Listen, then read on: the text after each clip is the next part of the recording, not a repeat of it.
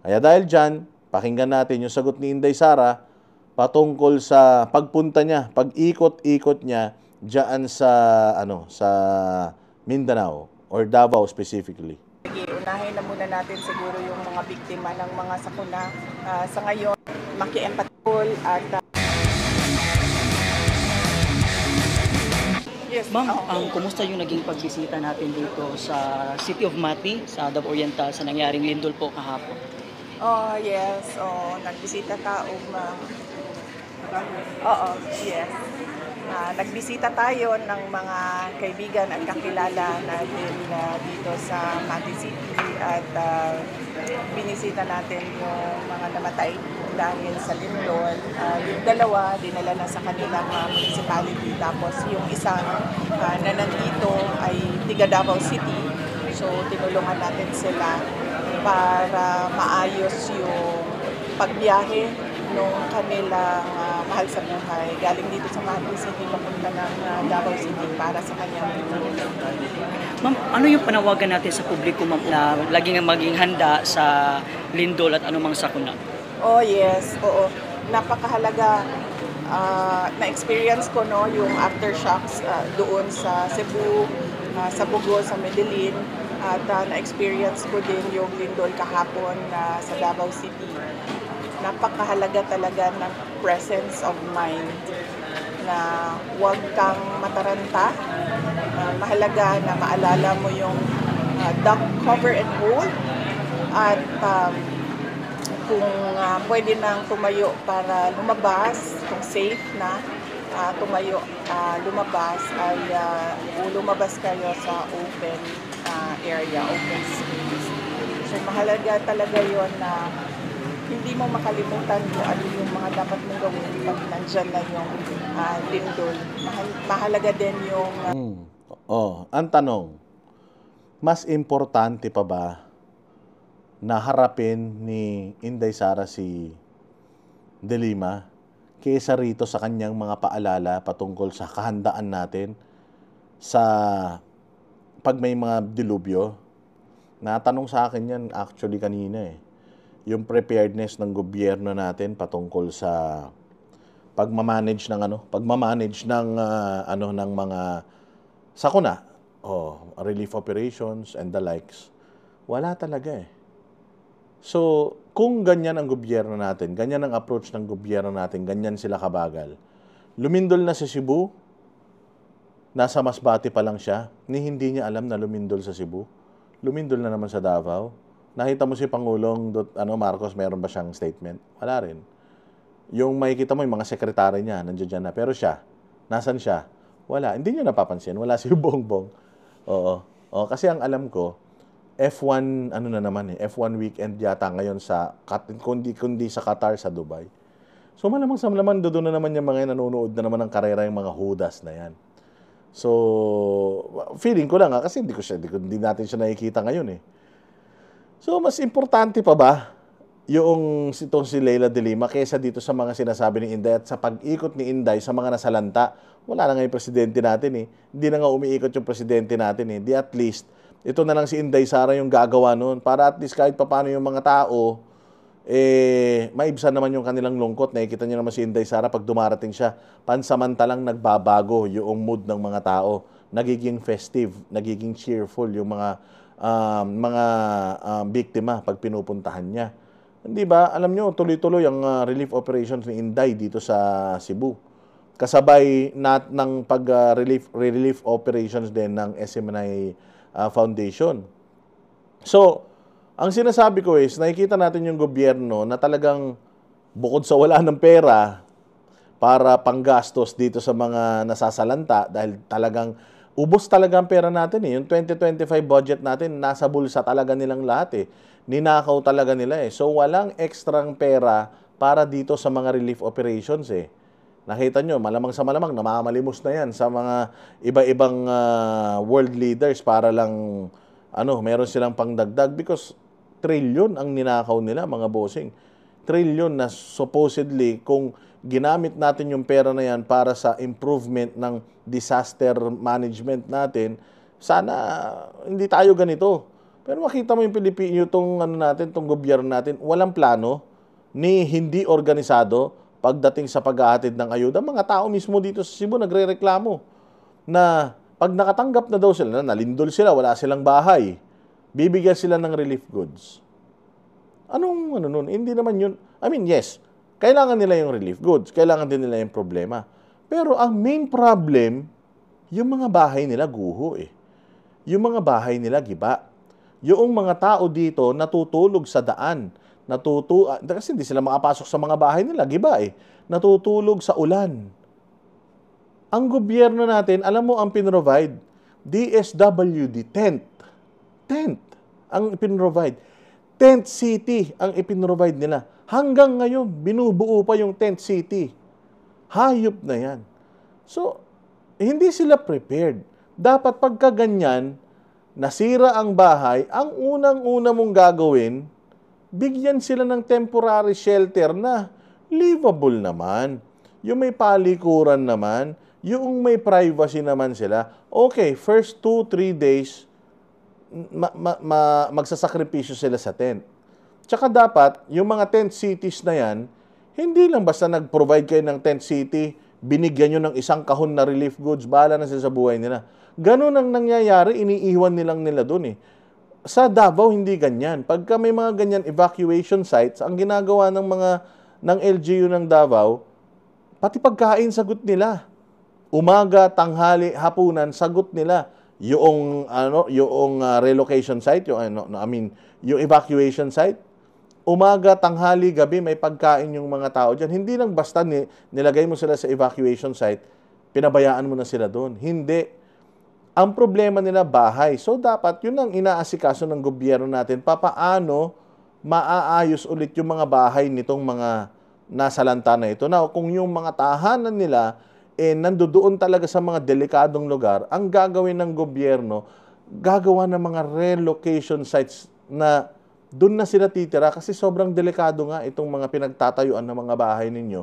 Kaya bibigyan ko kayo ng lupa para dito na kayo titira. At pag pinatira mo sila doon, dapat kumpleto din. Dapat meron mga trabaho na rin na ano sila doon para masustain nila. Hindi bibigyan ng tent. Actually, hindi pa nga tent eh. O bibigyan yung DSWD tent, malaki. Ilan ang pamilya kasya doon? 2 siguro. Sa isang barangay, maglalagay ng isang ganun para lang masabi na naglagay sila. Pero kung titingnan mo, kawawa yung mga tao nasa kalsada, umuulan, natutulog doon sa makeshift na tent. Dahil hindi sila makabalik sa bahay nila, sira-sira yung bahay nila. So, ang ginagawa ni Inday is, inuturuan niya yung mga tao how to respond sa mga ganitong kalamidad. Why? Because hindi talaga natin pwedeng iasa sa gobyerno yung buhay natin ngayon. Hindi talaga pwede. Noong panahon ni Pangulong Duterte, inasa natin sa kanya yung buhay natin ng COVID. Anong nangyari? Nairaos tayo. Kung si Inday Sara ang presidente ngayon, most definitely, nairaraos niya. Nung Yolanda, kita nyo ginawa ni Pangulong Duterte, di ba? Nagpagawa si Pinoy ng pabahay na palpak. O nung ginawa ni Pangulong Duterte, nagpagawa siya ng panibagong pabahay na maayos. Pabahay na maayos. Sa lindol, ang problema ng tao, bukod sa pagkain, pabahay. Bahay. So dapat, ang ginagawa ng gobyerno ngayon, gumagawa na ng mga mass housing para sa mga nasalanta ng lindol. Kanina lang, yun dyan sa may kalanan eh. Wala na kaming bahay. Yung mga batang nakikita nyo nagkukwento sa akin, wala na kaming bahay. Oh, alam mo yun, parang, tapos saan kayo natutulog? Dyan lang, sa labas. So, tinanong mo yung mga magulang, ano daw po ang plano sa inyo? Na, ano po ba, bibigyan ba kayo ng pera, pampagawa ng bahay? O pinalilipat na ba kayo? Binigyan ba kayo ng temporary na lupa na kung saan pwede kayong magtayo? Hindi naman daw. As in, nag-aantay sila. Hindi daw nila alam kung hanggang kailan sila nandoon. Ang sakit ng ulo ng mga barangay chairman nila ngayon kasi hindi rin alam ng barangay chairman kung papaano tutulungan yung mga constituents niya kasi hindi rin naman ganun kalaki ang pera ng mga barangay sa probinsya. So, napaka-importante nitong ginawa ni Inday na pag-ikot, pagpapakalat nitong preparedness sa mga sakuna kaysa pagpunta dyan kay Leila de Lima, ipagtanggol yung budget na hindi rin naman ibibigay. Style nyo bulok, as if naman kung masagot ni Inday Sara yung mga anong itatanong nyo, yung mga piyapiyatos na naman. Sinagot niya na nga yan na ongoing yan, and that is a subject, part yan ng articles of impeachment, so hindi dapat pag-uusapan, yun pa rin naman ang itatanong nyo, wala naman kayong bagong itatanong. Diba? So, I'd rather go here, educate people, and bigyan sila ng konting lakas ng loob, bigyan sila ng konting tulong, para at least naman may representative ang gobyerno. Kasi yung anak ng presidente nanonood ng karera sa Singapore, tapos siguro itong tatay, ngayong linggo na to nawawala na naman. Hindi natin alam kung nasaan. Diyos mio. Go bag, na sa experience ko kahapon ay dapat merong go bag sa labas ng pinto ng bahay para pagtakbo mo, dala mo yung go bag mo. Dahil sa aking karanasan kahapon, sa 2 lindol, wala talaga akong nadala. Kahit cellphone ko, hindi ko na siya nadala nung paglabas namin, takbo namin palabas ng bahay. Tapos nangailangan ako ng towel doon sa labas. At wala akong kahit anumang gamit na na magamit doon sa labas sa open space. So, napakahalaga ng go bag na yun na nakalagay doon yung mga posibleng kailangan ninyo kapag kayo ay... Baka nakukornihan kayo dito sa sinasabi ni Inday, because sinasabi na yun sa eskwelahan, sinasabi na yan sa mga infomercials. Kailangan nating ulit-ulitin because practice makes permanent. Na kapag kayong isang bagay, inuulit-ulit mo, yung isang bagay pinapractice at inuulit-ulit mo sa isip mo, nasa sa ulo mo yan. At kapag nandiyan na, alam mo na kagad yung gagawin mo. Importante to. Baka naman sinasabi nyo na, yan lang, mga yung alam na ng tao yan. Ayun na nga, alam ng tao. Pero kaya ba nilang gawin pag nandiyan na yung sakuna? Di ba? Kami ang boses ng masa, hindi natatakot. Katotohanan lang, di kami nalulunod. Walang bahid ng sismis, lahat ay totoo. Kahit sino ka pa, pag mali ka babanatan ka. Walang pinipili kulay, wala kaming kinikilingan. Basta para sa bayan, kami lalaban. Pagdama palakpakan, pag mali banatan, di matitinag, di matatakot. Para sa bayan, tuloy ang sigaw. Sa harap ng kamera, walang halong takot. Mga baluktot, lahat kayo'y tutumba. Ang hustisya at totoo, yun lang ang mahalaga. Kahit sinong harang, di kami matitinag. Walang pinipiling kulay, wala kaming kinikilingan. Basta para sa bayan, kami lalaban. Pag tama palakpakan,